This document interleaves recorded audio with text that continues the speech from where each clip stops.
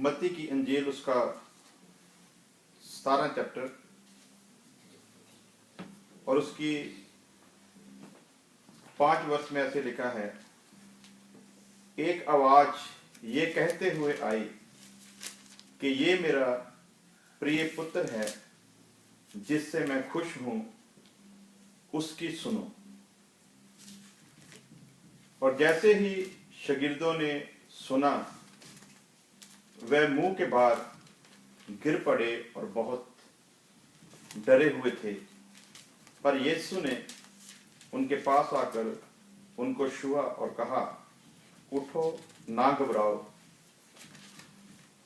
खुदा का कलाम आज हमें बताता है कि प्रभु यीशु मसीह पतरस, याकूब और यूहन्ना के साथ जब पहाड़ के ऊपर गया और वहां पर उन्होंने एक दर्शन देखा, प्रभु यीशु मसीह के साथ उन्होंने एलिजा और मूसा को बात करते हुए सुना। और इसके ऊपर हम पिछले हफ्तों में भी विचार कर चुके हैं कि क्या क्या वार्ता हुई वहां पर। और यहां पर एक खास बात जो लिखी है, खुदा की आवाज उनको सुनाई दी जो ये कह रही थी कि ये मेरा प्रिय पुत्र है, इसकी सुनो। अब यदि इस बात को हम अचानक से पढ़ें तो ऐसे प्रतीत होता है जैसे ये एक आम सी बात है, जैसे यूं ही कह दी गई हो कि इसकी सुनो। पर क्या वजह है कि परमेश्वर ने उस खास मौके पर यह बात उन शागिर्दों से कही है कि ये मेरा प्रिय पुत्र है, इसकी सुनो। खुदा की ये आवाज आना और ये कहना कि ये मेरा प्रिय पुत्र है, इसकी सुनो, ये कोई आम बात नहीं है। इसके पीछे खुदा की कोई योजना है, इसके पीछे खुदा की कोई प्लान है। खुदा चाहता है कि उसके प्रिय पुत्र की सुनी जाए। और हमने यीशु को आज तक बहुत सुना है, खुदा के अलग अलग दासों से हमने यीशु के बारे में बहुत कुछ सुनते आ रहे हैं। बहुत लोगों ने पहले भी सुना और लगभग बीते 2000 साल से ही लोग यीशु मसीह के बारे में सुनते आ रहे हैं।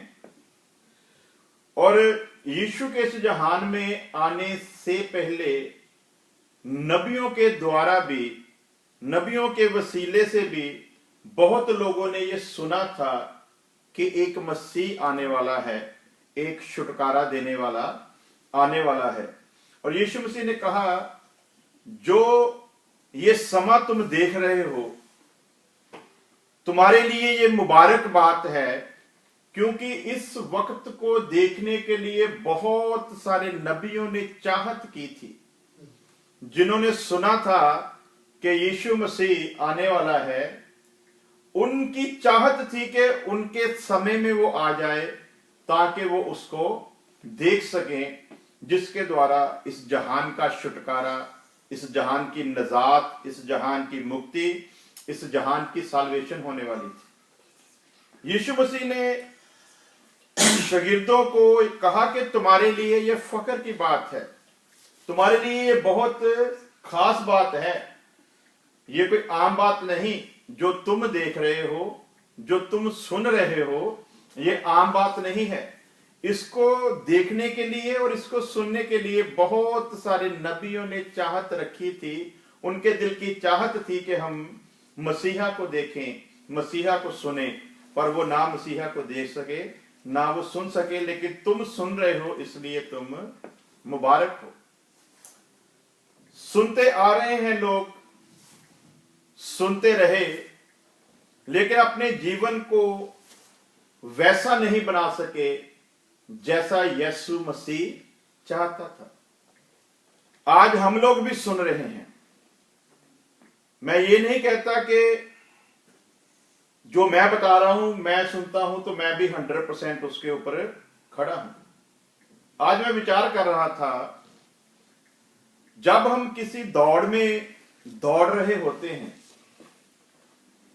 दौड़ 4 घंटे की है, आपको शुरू किए हुए लगभग 1 घंटा हो गया है, आपसे बहुत सारे लोग आगे निकल गए हैं,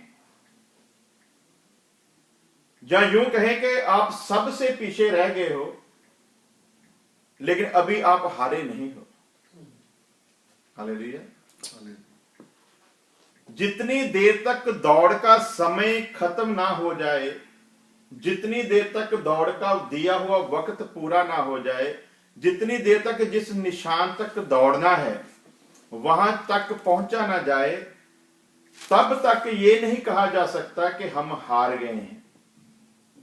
हम स्लो हो सकते हैं, हम पीछे रह सकते हैं, हम पीछे रह कर पाए जा सकते हैं, लोग कह सकते हैं कि वो पीछे रह गया है, लेकिन ये नहीं कहा जा सकता कि वो हार गया है।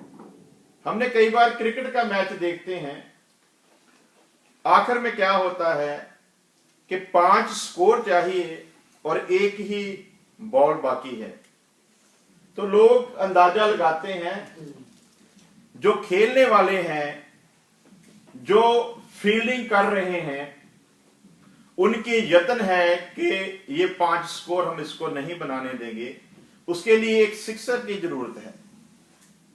सारी गेम पहली टीम जो है वो खेल चुकी है, दूसरी टीम ने भी सारी गेम खेल ली है, बहुत सारे उनके खिलाड़ी ऐसे ही पड़े हैं जिनको खेलने का मौका नहीं मिला क्योंकि ओवर ही खत्म हो गए हैं, आखिरी बॉल है और आखिरी बॉल पर डिसीजन होना है। अभी भी ये नहीं कहा जा सकता कि कौन जीता है और कौन हारा है। आज बहुत सारे लोग अपनी ही ओर से अंदाजे लगा लेते हैं, हम जीत गए हैं जी, वो हार गए हैं जी।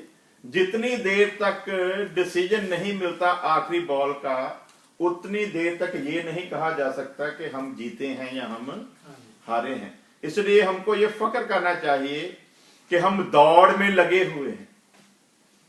और यदि हमने पौलुस को सुना है तो पौलुस ने इस बात को बड़े फक्र से कहा कि हे भाइयों, मैं चाहता हूं कि हम सभी यीशु की मानिंद बने, हम सभी यीशु की तरह बने, हम परमेश्वर के पुत्र के समान बने, उस पुत्र के समान बने जिसके बारे में खुदा ने पतरस, यूहन्ना, याकूब को पहाड़ के ऊपर कहा कि ये मेरा प्रिय पुत्र है, इसकी सुनो। हमने जिस यीशु को सुना है, हम उस यीशु की मानिंद बनना चाहते हैं और मैं चाहता हूं कि उसको चाहने वाले, उसको मानने वाले, उस पर ईमान लाने वाले सब के सब लोग उसकी मानिंद बने, क्योंकि उसकी मानिंद बने बिना स्वर्ग की बादशाहत में जाना तो बहुत दूर की बात है। स्वर्ग की बादशाहत को देखा भी नहीं जा सकता। पहले पहले जब हम कम ज्ञानी थे तब हम समझते थे, तब हम एक बाइबल की उदाहरण के ऊपर कई बार मैंने भी प्रचार किया और हम कहते थे अक्सर कि एक बीज बीजने वाला निकला और उसने बीज बीजा, कुछ राह पर गिर पड़ा, कुछ पथरीली जमीन पर गिर पड़ा, कुछ कंडियाली जमीन पर गिर पड़ा, कुछ उपजाऊ जमीन पर गिर पड़ा। जो रास्ते में गिरा वो भी खत्म हो गया, नाश हो गया। जो पत्थर में गिरा वो भी थोड़ी देर बाद नाश हो गया। जो कंडियालों में गिरा वो भी नहीं बढ़ सका। और जो उपजाऊ जमीन में गिरा उसमें कोई 30 गुना, कोई 60 गुना, कोई 100 गुना फल आया।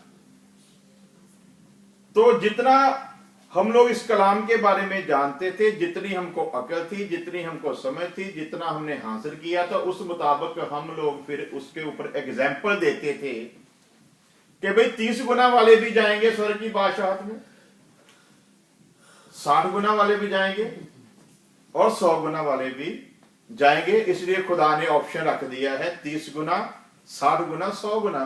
तो कोई बात नहीं, फिक्र करने की जरूरत नहीं। अगर हम 30 भी हैं तो भी जाएंगे, वहां पर जाएंगे।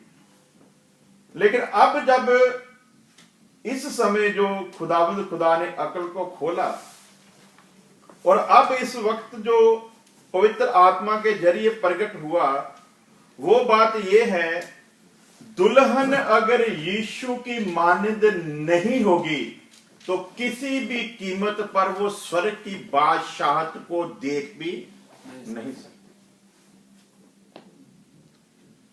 मैं विचार कर रहा था, खुदावंद खुदा ने अगर इस निकम्मी जिंदगी के द्वारा ही हमको स्वर्ग की बादशाहत में अगर उसने लेकर जाना था, अगर उसने हमारे पापों के बीच में बीत रही जिंदगी को मुताबिक जैसा हम जी गए हैं, इसी तरह उसने अपनी रहमत के द्वारा अगर हमको स्वर्ग की बादशाहत में लेकर जाना था, अगर हमारे पापों का कोई उसके सामने कोई वजूद ही नहीं, कोई लेखा नहीं उसने करना था, तो फिर उसको क्या जरूरत थी कि वो यीशु मसीह को इस जहान में भेज देता?